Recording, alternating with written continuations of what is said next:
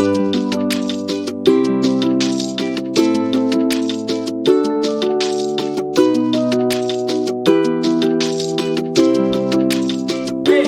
back to Random Things with BK. Today we're going to be working on my niece's Jeep TJ. It's a 2004 Wrangler Sport, and it's got the 4-liter 6-cylinder in it, and she's got a couple of bad radiator hoses. So we're going to teach her today how to replace the 2 radiator hoses on her Jeep. The kind of parts that you'd want to pick up for this project is obviously the correct radiator hoses. This is the top one, this is the bottom one. And then some new clamps, just because sometimes the old clamps are worn out, and it's a good idea just to go ahead and replace them. So we're going to get started on the project. The first thing that you got to do is make sure that your engine is off and cool, because you don't want it to be hot. We're going to open it up. Looks like it's still got a little bit of antifreeze in it. So I'm going to walk Lexi through on the underside how to drain that. One of the best ways to do that is to have one of these handy dandy drain pans. You can pick these up at Walmart or any auto parts store. And the nice thing about them is they're big, so all the liquid will go down in, and then they have a pour spout. So if you want to reuse whatever liquid you're draining into them, you can. So it's good to get all the cobwebs and spiders out of it before you do that then. All right, so Lex, first thing we're going to do, we're going to put the drain pan down, and then if we get under here, I'm going to show you, there should be, see this right here? Yeah. Okay, so that is your, that's the actual drain for the radiator coolant. So if you're going to twist this right here to let it loose, and it just spins around. It's like a kind of like a plug, and move your pen around past it. Watch your eyes. Oh, there we go. All right. Okay, so we've gotten enough fluid out now where the top one, you can squish it and you can feel there's no fluid left. So what we're going to do is we're going to go ahead and replace it while we're letting the rest of the fluid drain out.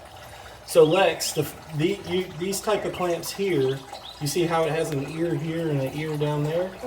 You're going to take your pliers and grab both of those ears and squeeze it, and then work it back on your hose, okay?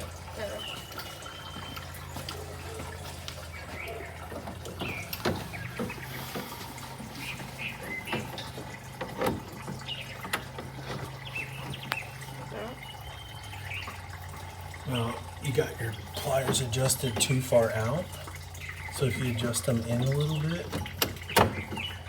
so you can squeeze more. Well, they're being a hassle, ain't they? Like that.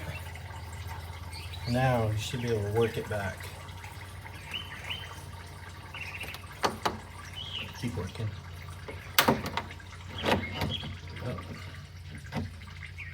Now that you got it up top, I'd go more like this. Get it down. Because you want to move it like that. And then see if you can get it to work back. It's been on there a long time, so it's not wanting to cooperate.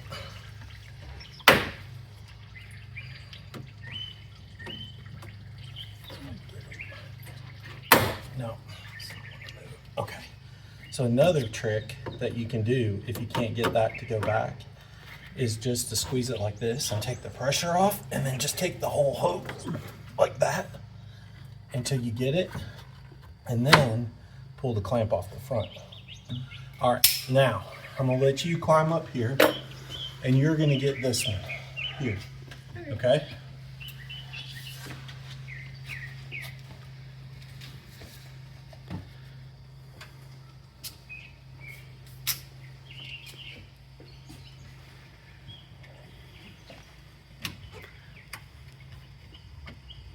Yep.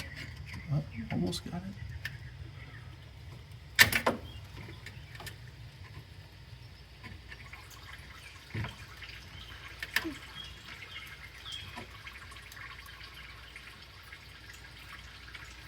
All right, yep, good. That's it. Oh, you had a good squeeze on it.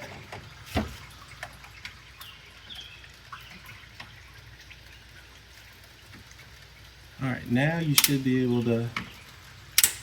All right, you're probably gonna, this one's stuck on there pretty good too. So you're probably gonna have to do what I did earlier and squeeze it with one hand.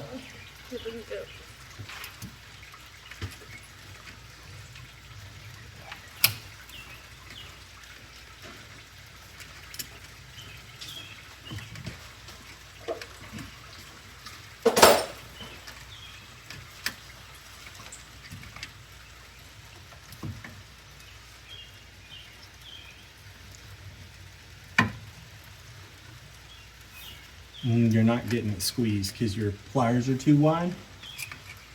So, yep, go about midway. Okay. Yeah, if you can get it open wide enough, go as close as you can to the top. And then squeeze it down. There you go. Now you should be able to work it off. So, sometimes it's on there so good that you've got to take a screwdriver and work it up under the rim a little bit. And you want to be careful. You don't want to scratch or break anything, so don't pry like crazy. But this will just sort of get it loose again for you. Keep pulling, and boom, it comes off. Good job. All right. So, you can see this old tube is pretty worn out. You can see it's got a bunch of yuck in there. Not too good, not too good at all. All right, so these clamps are still in pretty good shape, so we'll probably reuse them. I'm gonna see if I can work this one off of here. Now, go ahead and open up your clamps, unpack your clamps there.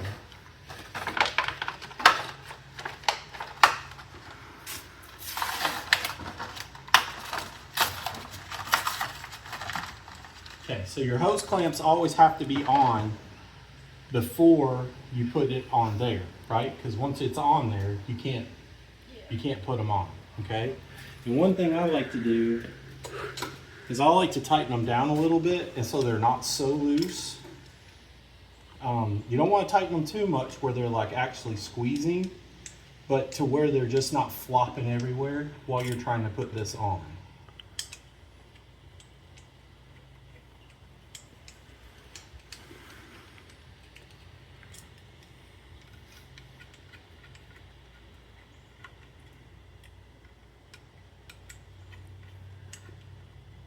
All right, see, now it'll stay on there. And I'll move this one closer to where it's going to be too, and then I'll do the same.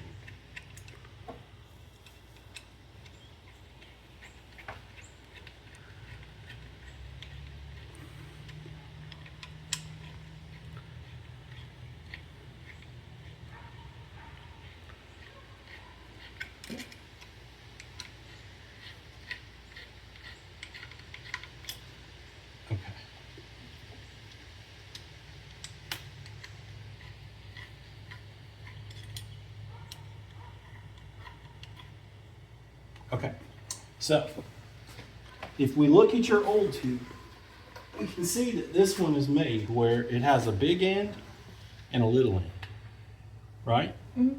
And which end did we take the big end off of? Where was it? That one. Right, very good. So that's how it's got to go back on. Yep. You're gonna have to, yep, there you go. Yep. Push her down on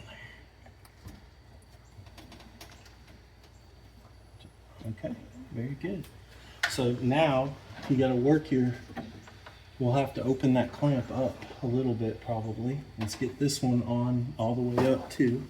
So for tightening the clamps, you'll notice that these clamps have you can use a straight screwdriver on them, or you can use a socket. And for tightening them, I like to use the socket because I can get a lot better crank on it. Now, this one we need to move down because it should be down over this neck here that we've put the pipe on. So we're going to loosen it up. See how I brought it down there? Yeah. And then we'll tighten it from here.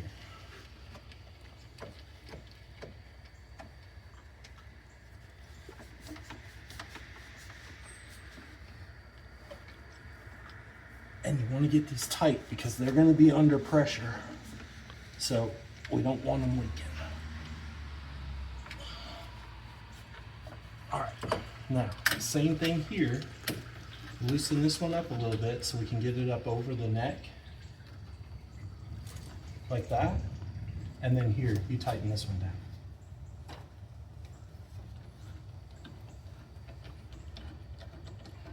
See how that's easier than the screwdriver? Yeah. Crank it. Now, one thing to be careful of, especially on this side, is a lot of times you're going to have a plastic radiator. So it is possible to go Macho Man on this thing and break your radiator. So you got to get it tight, but you don't want it to be so tight that you're breaking your radiator, which is why I like to use the this versus a ratchet, because it's a lot easier to pick that out. Okay, top's done. Now we got to do the bottom. You ready? Yep. All right, well, we will get to it. So, go down under there. Let's take a look and see. You can probably, you see the bottom hose? Do you know where it's at?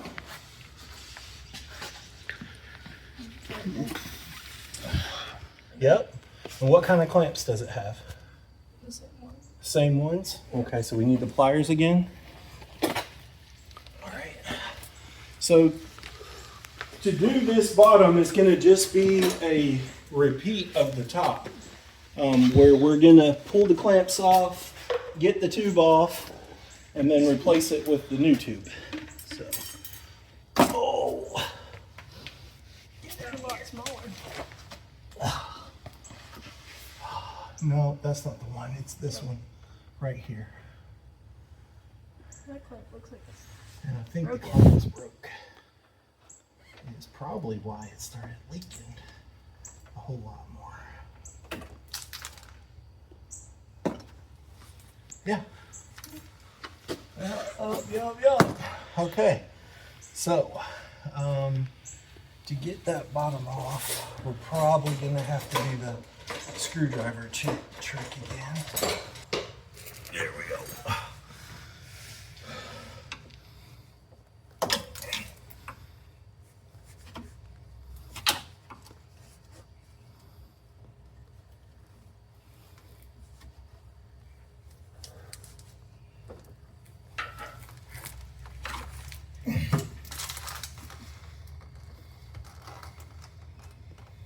Okay.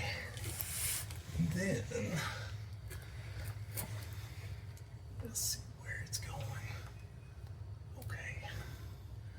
So this one actually routes way up, like closer to the top of the motor. So I'm going to see if I can see the top half of it up there. And if we can, maybe we can get to it easier up there than we can down here. Oh.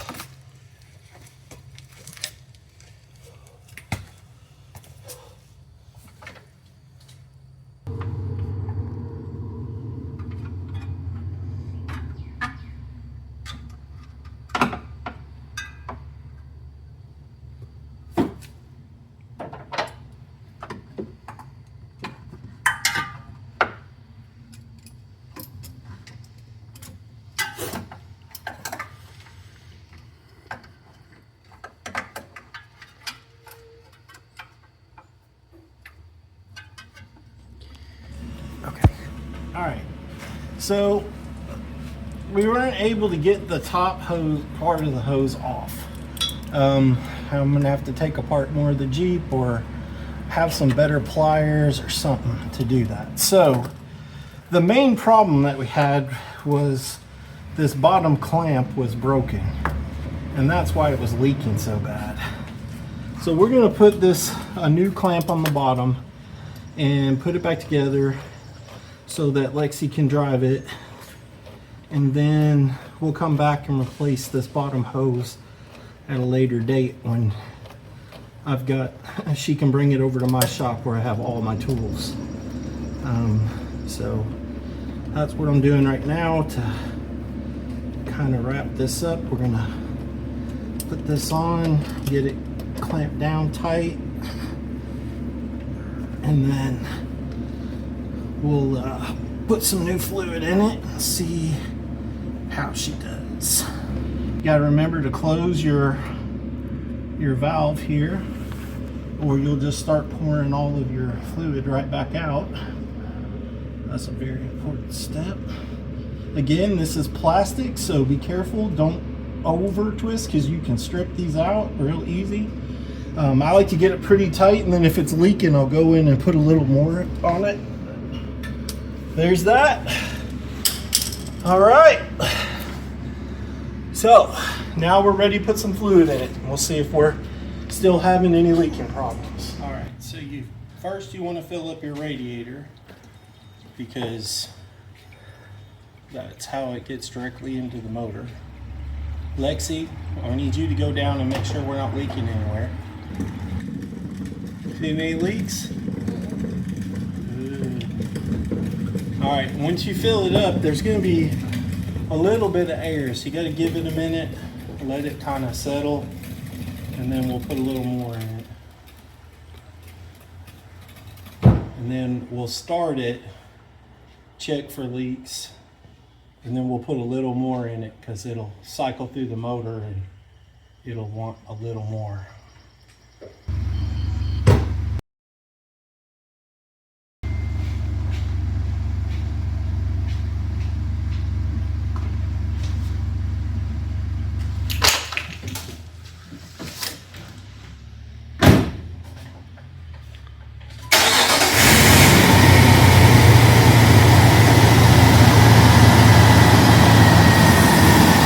No leaks up top?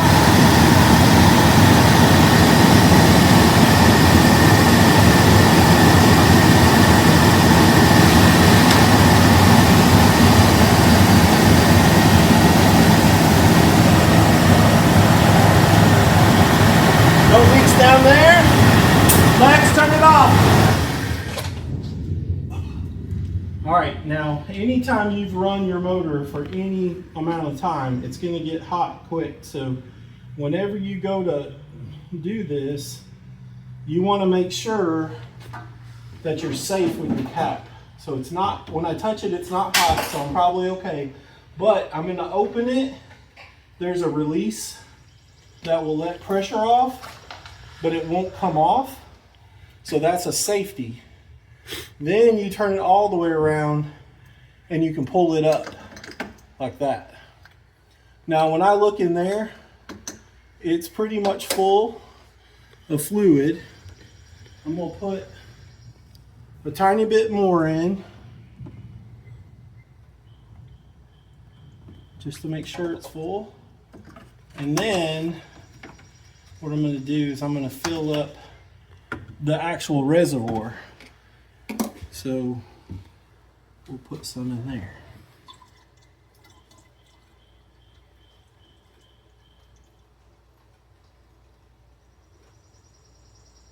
And now it's full. All right, Lex, go ahead, fire it up. We'll go one more test.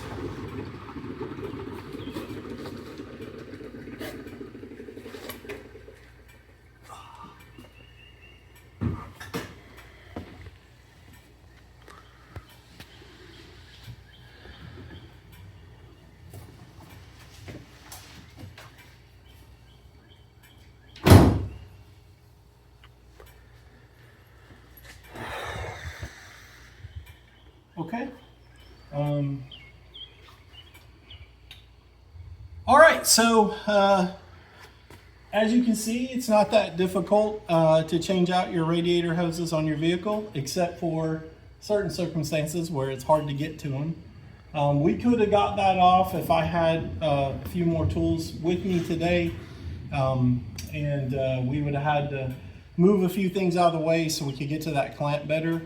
We'll do that one day down the road, but we've got her fixed up and ready to go, and she can drive the Jeep again, and she can bring it over to my shop where I've got all my tools, not just a few that I threw in a box to bring over. So yeah, hopefully this was helpful. If it was, please like and subscribe, and if you have any questions, leave them in the comments and I'll be glad to answer them. Have a wonderful day.